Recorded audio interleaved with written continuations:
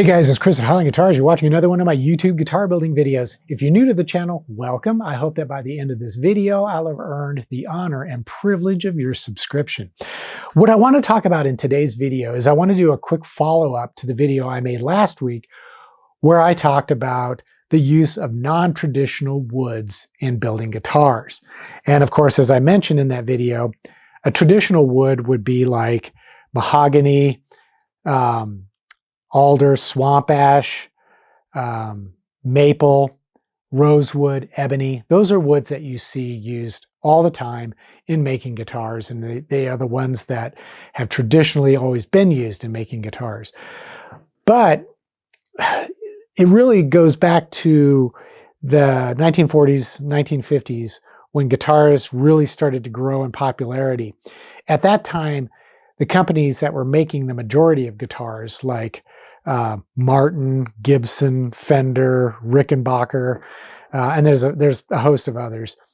The only woods they had really available to them were the woods that I just mentioned, because that's what lumber suppliers carried. That's what was in demand, and that's all they really carried. But in the modern era, for a variety of reasons, we have a much greater selection of woods that are available to use for making guitars. And these are woods that traditionally were never considered when making guitars. But now that they are available, a lot of folks are starting to use these woods, partly because some of the woods that were traditionally available, especially your genuine mahogany, are becoming difficult to obtain because of like the CITES Treaty, which is preventing the harvest of mahogany in South and Central America. So folks are trying to look for alternates. Another wood that's hit the CITES Treaty is East Indian rosewood and just about all of your ebonies. So they're becoming expensive and difficult to obtain. And that's why we're looking for alternate woods to use. Now, one thing I also noticed was that it seems like when people are building guitars for themselves, they're more willing to take a chance and try some different woods.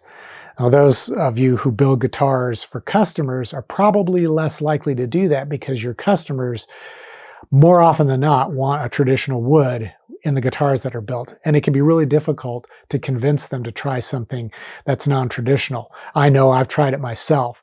And the only way I've been able to get people to try different woods is if I offer them a discount on the price.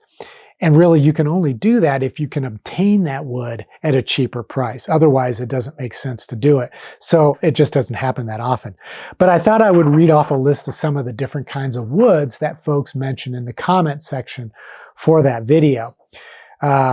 Oak, cherry, black hornbeam, Indonesian red palm, walnut, Meranti, Wengi, Babinga, Paduk, Cataloche, and it's pronounced Cataloche. I know it has an X on the end, but most of my professional lumber supplier resources have told me it's pronounced Cataloche. Hickory, Purple Heart, Box Elder. I've never used Box Elder before, but I love the way it looks. Google it. Google Box Elder lumber or Box Elder boards and look at how they appear, the way the grain looks in it. I'd love to try that, at least as a guitar top. Butternut, never used that. And then here are two woods from down under that I've never used that I would like to try. Victorian and Tasmanian blackwood. Never tried those. And then here are three others that I also believe come from down under, or maybe in the Indonesia realm of the world. Rimu, Kari, and Madai. Never tried either of those. In fact, I've never even really heard of them. Once I finish this video, I'm going to have to do some research and see if I can find photos of some of this wood to see what it looks like. Hackberry, I've used that. It looks great for tops. Douglas fir and pine. I've used both. In fact, a while back I did a guitar build. It was the Home Depot guitar build, and I used Douglas fir for that.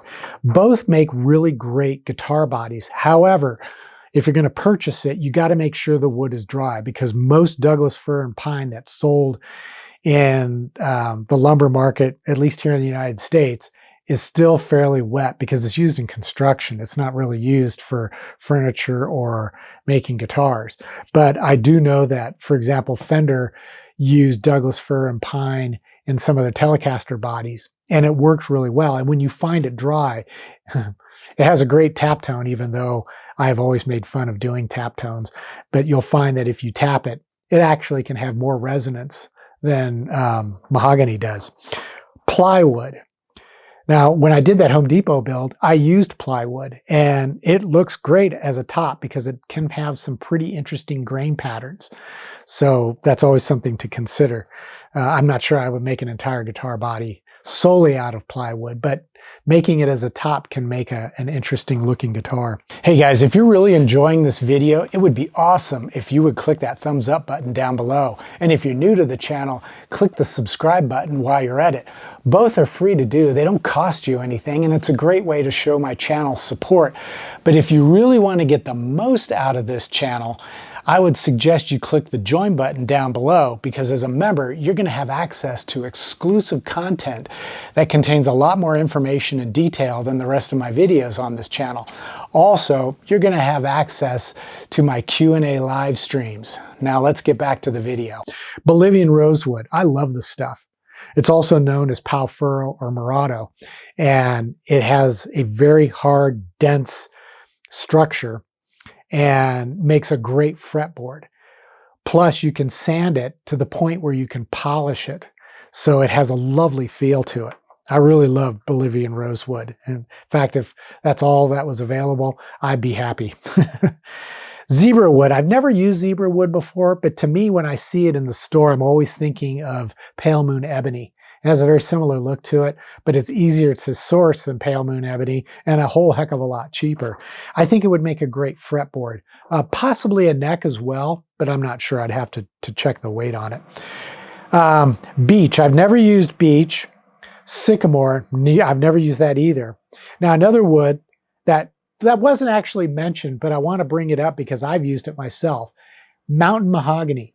Now, mountain mahogany is a tree that grows wild in the western United States, mostly in higher elevations up in the foothills and in the mountains. And I have a source, because I live here in Colorado, and I have a source where I can get mountain mahogany. And it's incredibly hard, dense wood. And it looks a lot like the Bolivian rosewood I just talked about. However, it's hard to find pieces that are long enough and straight enough to make a fretboard out of it.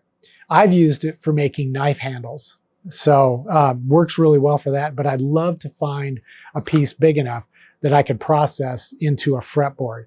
So I'm going to keep my eye out for that, and hopefully one day I can use it. Northern elm, never used that. Sassafras. Now, the viewer who mentioned sassafras said they love it. So that means I got to check it out at some point. Leopard wood. I've used leopard wood as well as snake wood for fretboards, although it doesn't work really well for a fretboard because its grain pattern is a mixture of hard and really soft wood. So when you slot it, it's kind of hit and miss as to whether or not it's going to be able to hold the frets into the wood.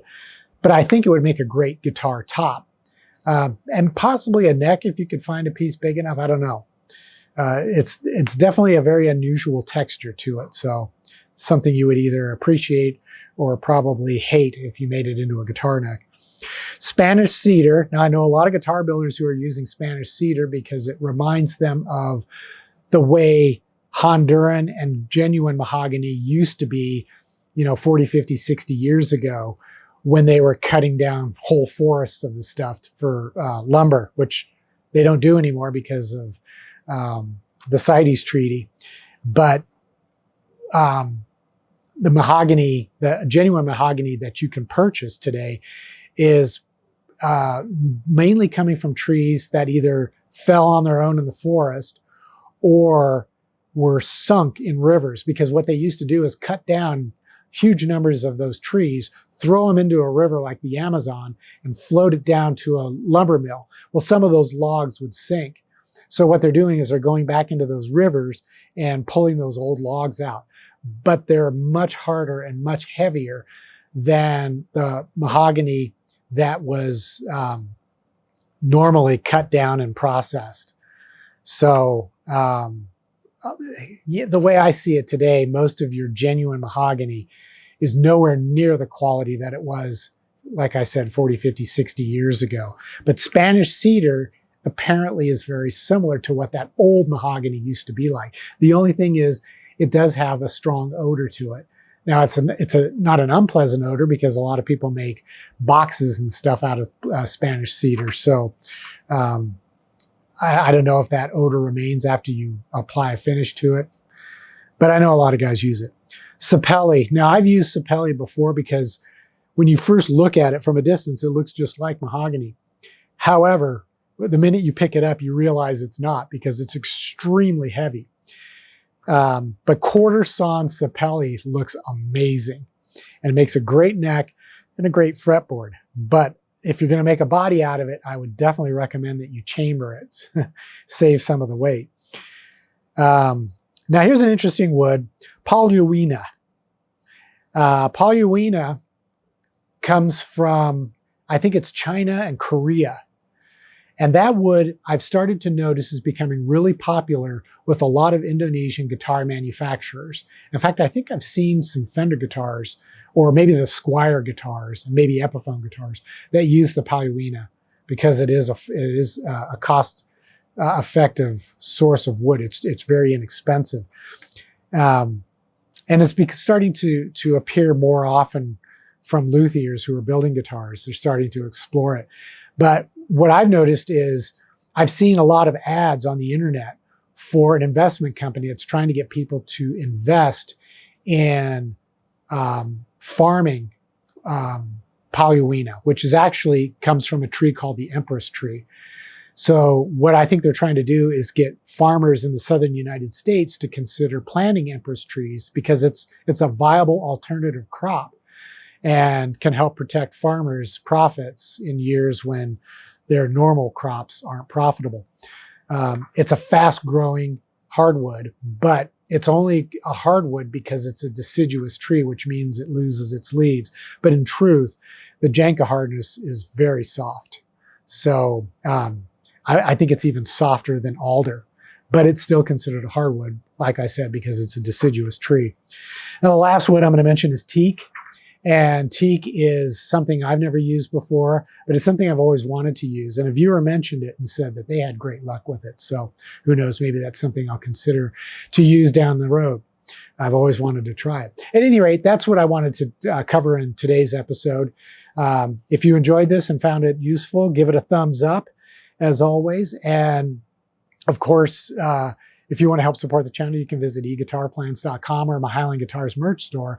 And there you can purchase plans for building guitars, as well as the tools that we use to make guitars.